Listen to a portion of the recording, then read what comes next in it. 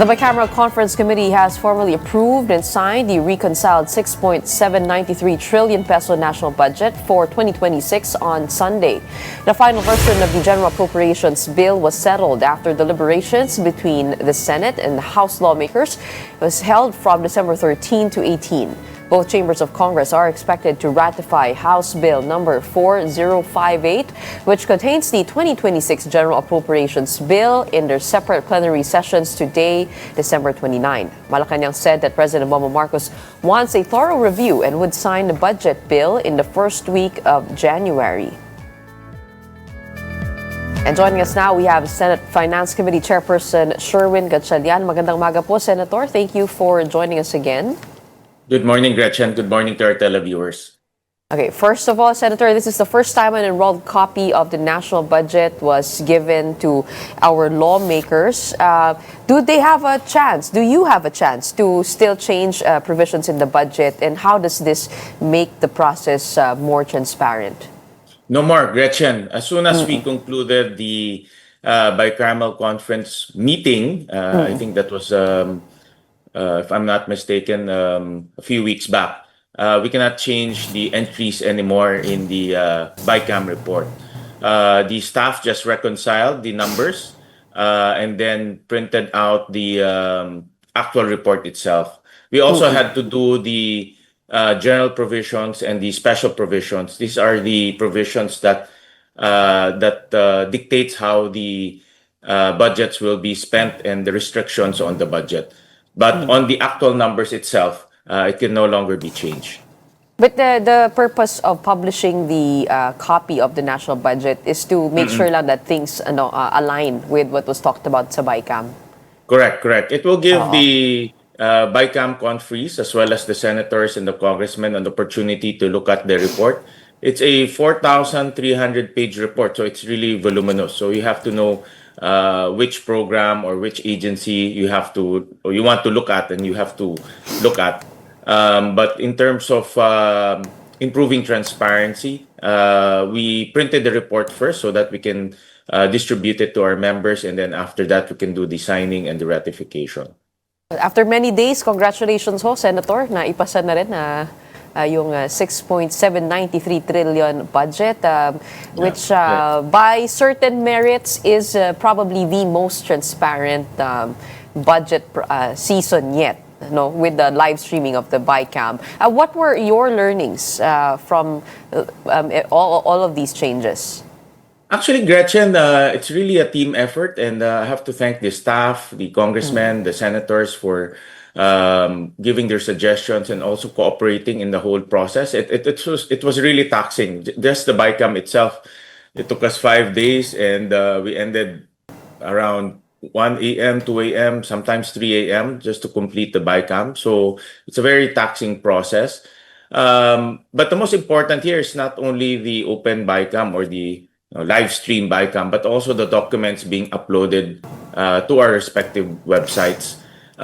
This is the most important. The documents are the ones that give life to the Bicam, and it's important for our constituents to follow the process from start to end. And this is where you will see the movement in the report, as well as who moved those numbers in the report. So yun yung pinakamahalaga, yung mga dokumento. Learnings, many things. First, we followed the old schedule using a new process, and that's seems like it's not the appropriate thing to do. Obviously, normally the reports get ratified second week of December, but this time around it's fourth week of December. So we need to adjust the schedules the next time around. Oo, sabi nga ho, ba't minamadali eh? Kung may break ng konti, dapat kasi we need to in our constitution, the budget needs to be approved before end of the year, or else you will enter into a reenacted budget. And a reenacted budget is not good for our economy. It will deduct about 0.5 to about 1% to our GDP if we reenact the budget, because you can't do anything new. So that's why talaga paspasan yan before the end of the year, and that's the most stressful stressful aspect, because you need to approve the budget before the end of the year. So the adjustments will be, we need to adjust the schedules next budget season. And this is one of the most important learnings that we gathered from this process. But with the way it's going, Acting Executive Secretary Ralph Recto has said that this might be signed by the President first week of January pa. Yes. So that's an inevitable outcome, given we're so close to the end of the year. So what will Correct. happen then? Well, because we transmitted the budget very late to the executive. Normally, it takes them about 1 week to review the budget, Okay. and that's fair, because you cannot let the president sign the budget right away without reviewing. Even though we conducted simultaneous review with the executive, but nothing beats the final review because you have the final output.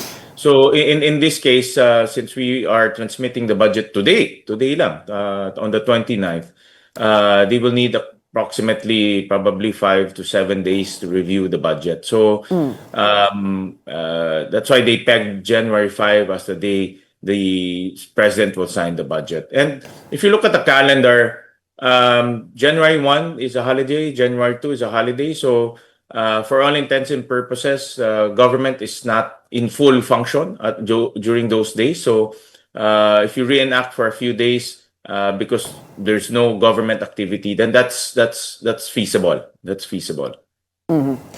Senator, I want to go to the more contentious portions of this budget, which was the source of the delay. No, particularly critics have said that even if it is the most transparent budget yet, there are still pork-like programs that exist within the budget, such as yung MAIFIP and yung AIX. We do know, ito nga po yung ilan sa mga pinagtalunan po. Sabi po ni Senator Lacson, ayaw nga din po niyang pumirma kung yung MAIFIP ay kumbaga hindi klaro kung ano yung provisions of the release of the MAIFIP. How were you able to solve those more controversial portions? Gretchen, yung medical assistance, no, yung MAIF, but the title of that project is medical assistance, and AIX is financial assistance. Para sa tao ito. So hindi ito mananakaw ng any politicians. Diretso ito sa tao. And we don't have a perfect healthcare system. And as long as we don't have a perfect healthcare system, this type of program is the program that will plug the loophole.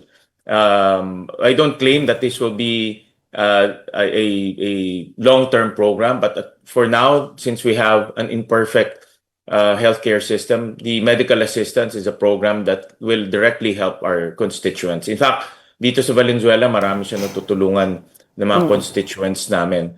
And also all over the Philippines, dahil diretso siya. So, in terms of financial assistance, the same thing. This year alone, 2025, the value of the destruction brought about by calamities is about 8 billion pesos.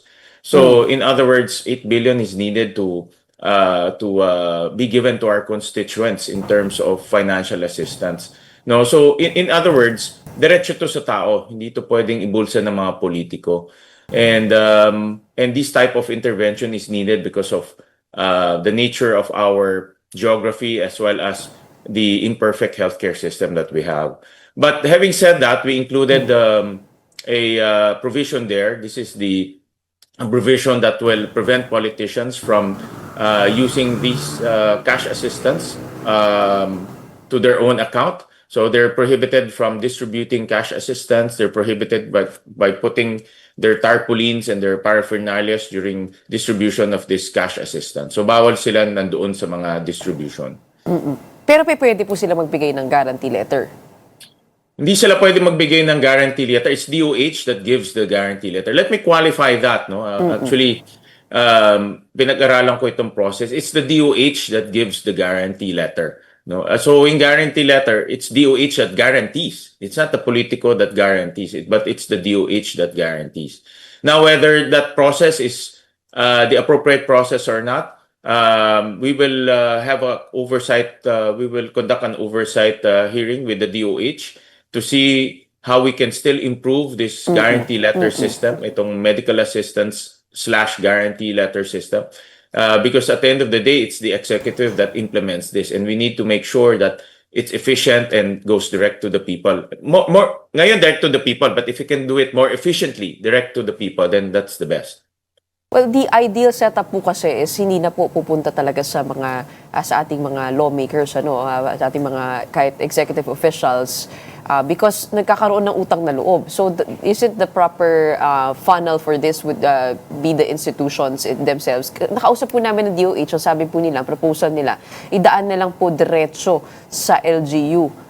Yung LGU hospitals, yung pera para sa zero balance billing because for now, it's the DOH hospitals that get cover but it's the LGU hospitals na nagkukulang. Isn't it possible to do it in that way na diretso na sa ospital mismo? Gretchen, in a perfect Philippines, pwedeng gawin yun, no? But I was looking at the data and the health advocates will know this. Our hospitals are 300% over capacity. Kahit dito sa Valenzuela, bigyan kami ng medical assistance para mag-zero balance billing. But our patients cannot get medical treatment immediately because over capacity yung aming mga hospitals dito. In Valenzuela Medical Center is over capacity by 150 to 200%. It takes about 2 to 3 months to get a surgery. So, and if you have a severe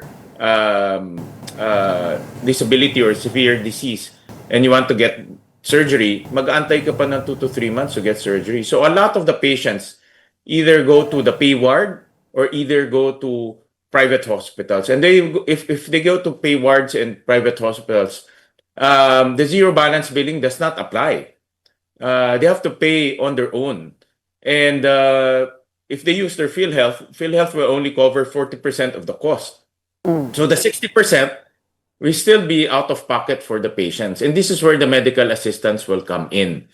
That's why we need to look at this healthcare issue as an entire system. It cannot be looked at with one program or two programs. You have to look at the entire system because even though you put in a tremendous amount for medical assistance or even PhilHealth, but if you don't have the capacity, your hospital is overcrowded, the LGUs cannot take in capacity. Like kami dito sa Valenzuela, it's only a primary hospital. We don't have a tertiary hospital.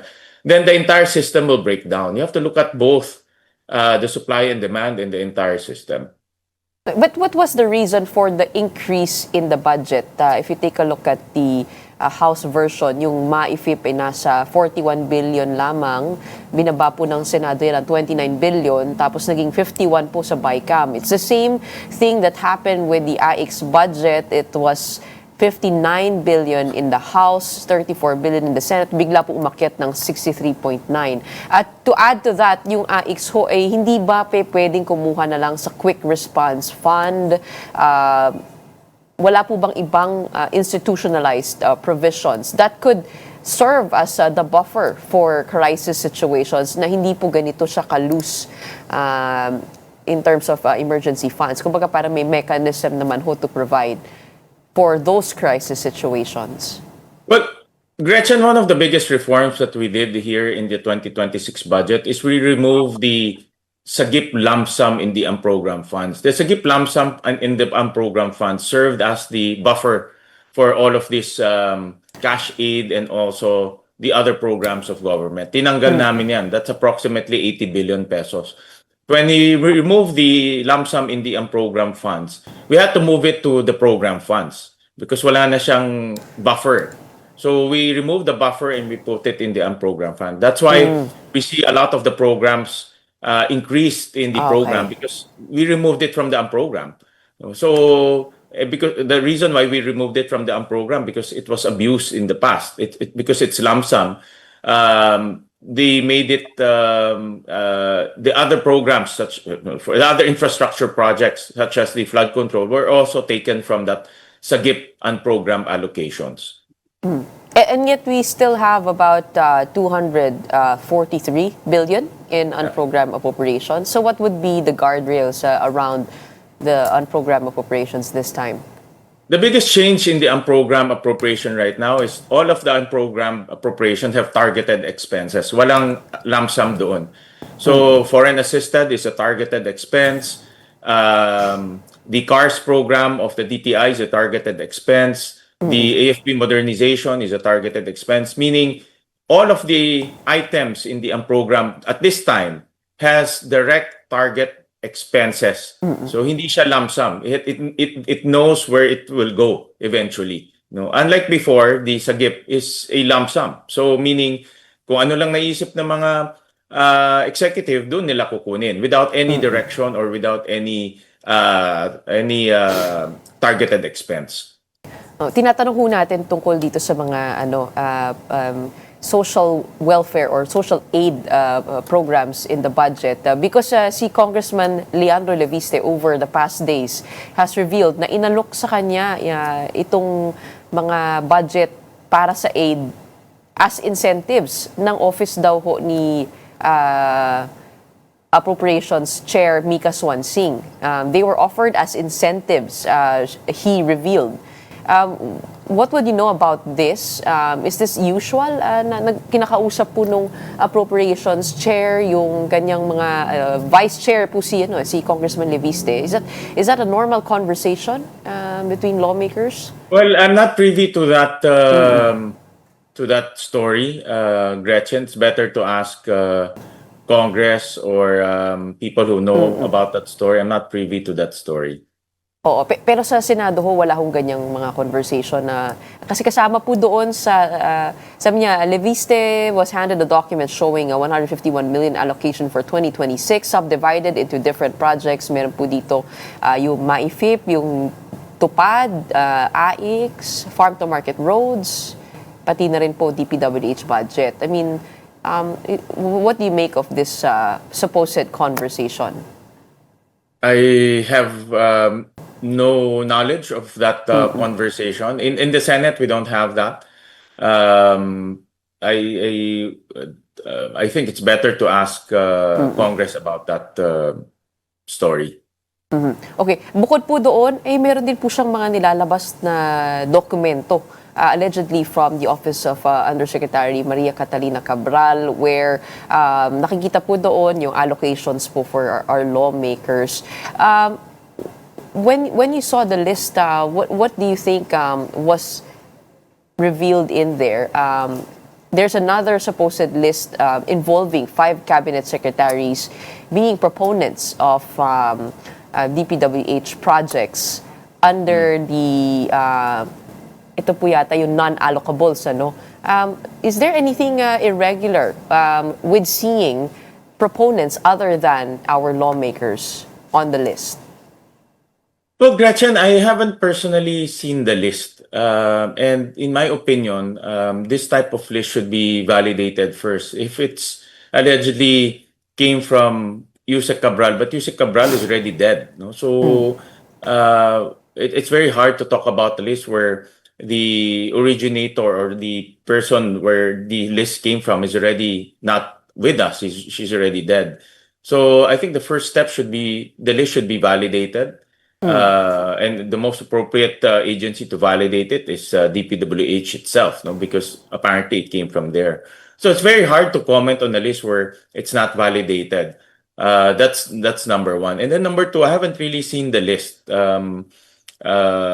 personally. No? Again, we have to go back to the authenticity of the list, the supposedly list. But beyond the list, in principle, pwede po ba maging proponent ang private individual or a cabinet secretary of a DPWH budget? Meron po yung allocable, meron po yung non-allocable. Doon po sa non-allocable, pwede po ba yun? May process kasi to select projects in the DP. There's a process to select projects, and eventually those projects will be part of the National Expenditure Program.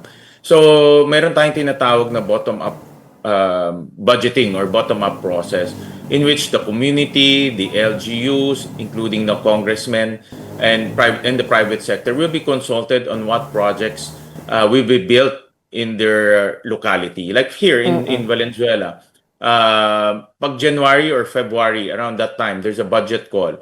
And DPWH, our local DPWH, will consult our local government units, the community, the congressmen on what projects they would suggest to be built in the following year. So may process yan. Hindi lang isang tao will say, oh, ito yung project na kailangan natin. It has a process.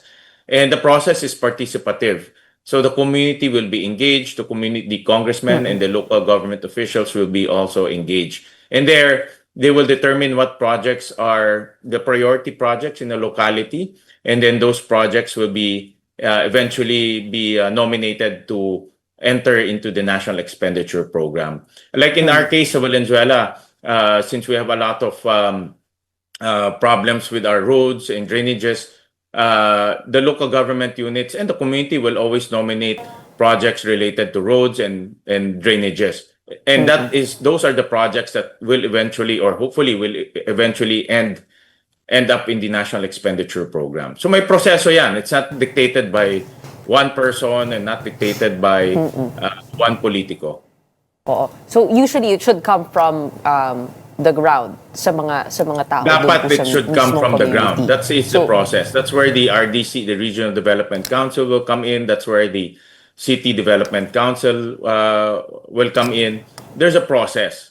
So, for example, if that cabinet member is a member of a community and he participated in the process, then those projects can end up in the national expenditure program. But the point here is the bottom line here is there's a process, and the process should be followed. okay. Final question po, Senator. How could the reforms in this year's budget process be institutionalized? Particularly yung live streaming provision of the Bicam, pati na rin po yung pag-enroll ng copy ng budget for scrutiny. How could these reforms be put on paper for the next budget seasons? At what other reforms would you like to see? Well, in the Senate, we have approved the Senate Concurrent Resolution number 4, and this outlines all the transparency initiatives that we implemented this budget cycle. The live streaming actually came from Senate President Tito Soto. He was the one who included that in Senate Concurrent Resolution number 4. So we will follow this Senate Concurrent Resolution as we go along. And the improvements, we will still, marami pang pwede ma-improve. No? And this is the first time around that we endeavored this type of level of transparency, and there's still a lot of improvements that we can do along the way. For example, on the technical side, it has to be the documents that we will upload needs to be machine readable. It's a very technical item para mabasa ka agad ng mga budget watchers and budget analysts, and not only from the Senate side but also from the agency. So one of the things that we placed in the budget is for the agency to also upload their documents so that budget watchers and analysts can analyze at an agency level. Basically, it's opening everything to the public. Baka pwede rin maglagay ng mic yung mga lawmakers kasi sabi po nila yung mga bulong-bulungan sa side, madaya kasi hindi naman napapakinggan ko. Well, those are the things na may mga pinag-uusapan kami na confidential, no? But the main point naman yung argument, nakikita naman lahat, no? Okay. Maraming salamat for your Thank time you. today. And Happy New Year, Happy Senator New Year, Sherwin Gretchen. Gatchalian. We have Senate Finance Committee Chairperson on the show today. Maraming salamat.